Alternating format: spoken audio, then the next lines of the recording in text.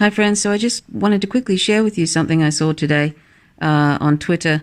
It was Donald Trump talking about the nuclear arsenal that he has and how it's now in quote-unquote tippy-toppy shape.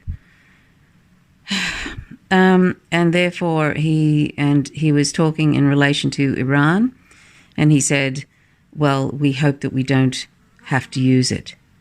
I don't know if this is just warmongering, a sort of fear-mongering that he likes to do. He likes to oftentimes bring everything to the brink, like he did with North Korea, and it looked like he was going to invade North Korea, and that didn't happen. But I think this is a different story with Iran. I think that he's probably made promises to Adelson, even though Adelson has less power now. But Adelson gave him millions and millions of dollars for his election, and Adelson wants to see Iran invaded. He's very pro-Israel. I don't know if all of this, the Pentagon has just sent a whole bunch of troops to Saudi Arabia to so-called protect the oil fields from Iran, which is actually a lie. It was the Houthis who bombed the Saudi oil fields, but this is what the U.S. government does. They want a war with Iran, and they want to overthrow Iran again. And they invent stories or place blame where blame is not, it's not the source of Iran. And that's what they do. And unfortunately, when I see Trump say stupid things like he did just now, we hope we don't have to use our nuclear weapons that are in quote-unquote tippy-toppy shape. I mean, who talks like that? Anyway, that's sort of it's a provocational sort of talk that can lead to a third world war. When you talk about something that way, when you talk about implying that you would be, what is the reason why you wouldn't use nuclear weapons on Iran?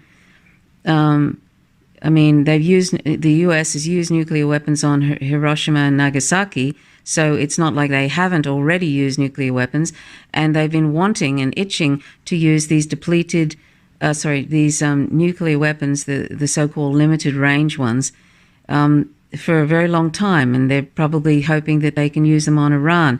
You know, that saying, if you only have a hammer, everything you see is a nail. Although, that's what the U.S. empire is. It's a hammer, and it goes around trying to destroy countries, creating a managed chaos situation, putting in their corporations, stealing the resources of that country, and they intend to cause chaos. There isn't this American innocence or this so-called we didn't mean to do that kind of thing. They totally mean to destroy different countries and cause managed chaos so they can continually manipulate them. They have installed dictators and so forth. It's a totally intentional thing. Anybody who believes that there's these unintended consequences of destroying countries and how awful that is, the U.S. empire goes, they didn't, they're totally innocent in all of this and it's just these unintended consequences. That is a lie. Anyway, so when Trump says things like, I'm going to, we hope we don't have to use nuclear weapons, that's a provocation to Iran, because that's the sort of thing that can even cause a country to actually take a first strike at a country who they think is going to drop nuclear weapons on them. That's the sort of dangerous talk that is. Now, he's full of bluster. He's very impulsive. He says a lot of things he lies constantly. But going by how he and his administration have been after Iran, and even though they got rid of John Bolton, who was salivating at the thought of invading Iran, even though they got rid of him, there's still Adelson somewhere in the background.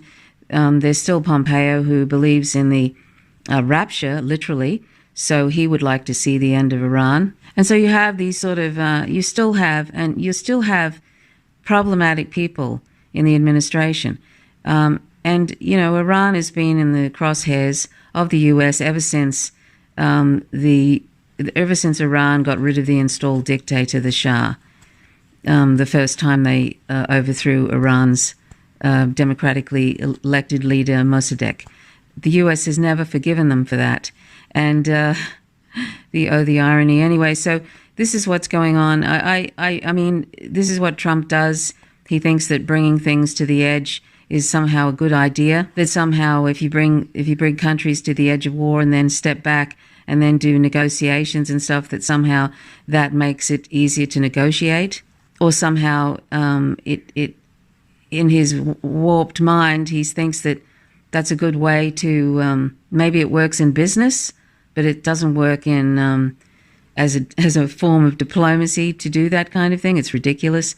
So anyway, if he's not careful, and if this is not his intention, which is to invade Iran, which I think it could be, but if he doesn't want to do that, he's going about this in a terrible way, because this sort of implying that you would think about dropping a nuclear weapon on a country could actually cause that country to it could cause a country to actually react first and do something first. And then that, of course, will create a whole World War III, because Russia and China will get involved. Russia and China and India are doing military exercises at the moment. There's, the US cannot comprehend that it's becoming a multipolar world, and they are no longer the top dog, in quotes, so to speak, for want of a better term. And when an empire is falling, like any empire, and they all fall, they become very dangerous. And this is what's happening now. So let's just hope that, as usual, Trump is just full of bluster, and that that this is not going to turn into World War III, and that they never, ever use those nuclear weapons. But like I say, when you have weapons like that, eventually you're going to want to use them. Anyhow, I want to show you this short half-a-minute clip of what Trump said today about not, he hopes he doesn't have to use these tippy-toppy shaped nuclear weapons on Iran. I still can't believe this man is in office, in this sort of high office, and but then, he's just doing the work of what other administrations are doing. He's just doing it in a more crass way. They all do this kind of thing. It's just that Trump is like, for want of a better quote, I don't know where I'm getting these speciesist quotes now, but he's like a bull in a china shop. Anyway, thanks for watching. My name's Trish Roberts. Stay tuned for this short clip. Please click the subscribe button if you haven't already. Please click the notifications bell. Thanks for watching. Till next time. Bye for now. Our nuclear was getting very tired. They hadn't spent the money on it, and now we have it in, as we would say, tippy-top shape. Tippy-top. It's we have new and we have renovated, and it's incredible, and we all should pray that we never have to use it.